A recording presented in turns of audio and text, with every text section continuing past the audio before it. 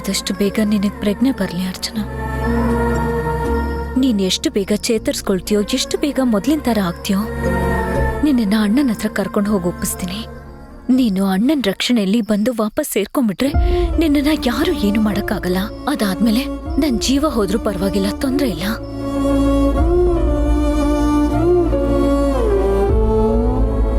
I am sorry Archana, I am sorry. ಚೇತರಿಸ್ಕೊಂಡು ಬೇಗ ಬಾ.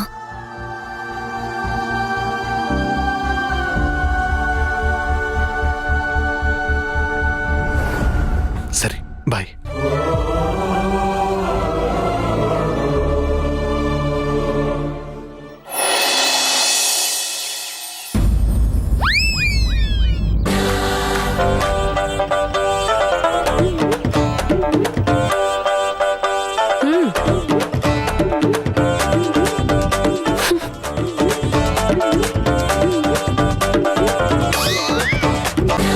ಮಂತ್ರ, ಟೀ ತನಗಾಗೋಯ್ತು, ಕುಡಿಯಲ್ವಾ? ಈ ಜಾಗದಲ್ಲಿ ಹೆಂಗೆ ಕುಡಿಯೋದು? ನೀನ್ ಬೇರೆ ಚಪ್ಪರ್ಸ್ಕೊಂಡ್ ಕುಡಿತಿದ್ಯಾ. ನನ್ಗಂತೂ ಈ ಜಾಗ ನೋಡಿದ್ರೆ ಅಸಹ್ಯ ಅನ್ನಿಸ್ತಿದೆ.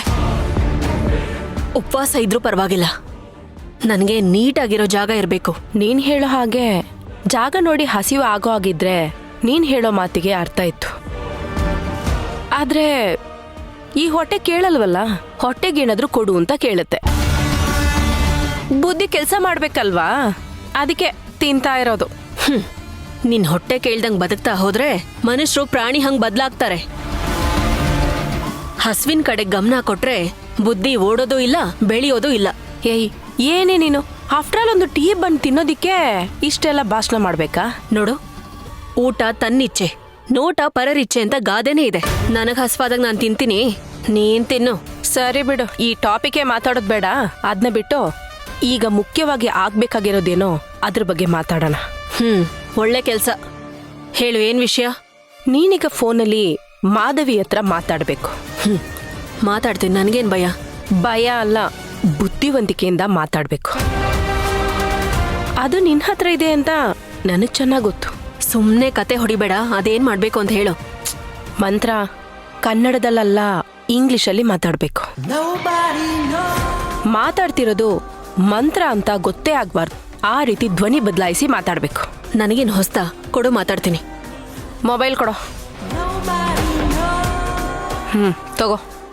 ಮೊದಲು ನಾವು ಕನ್ನಡದಲ್ಲಿ ಮಾತಾಡ್ಕೊಳ್ಳೋಣ, ಪ್ರಾಕ್ಟೀಸ್ ಮಾಡೋಣ. ಆಮೇಲೆ ಅದನ್ನ ನೀನು ಇಂಗ್ಲೀಷ್ಗೆ ಕನ್ವರ್ಟ್ ಮಾಡ್ಕೊ. ಸರಿ. ಹಲೋ ಮೇಡಮ್, ನಮಸ್ತೆ. ನಾವು ಟಿವಿ ಶೋರೂಮಿಂದ ಮಾತಾಡ್ತಿದ್ದೀವಿ. ಅದನ್ನ ನೀವು ಇಂಗ್ಲೀಷಲ್ಲಿ ಮಾತಾಡ್ಕೊ.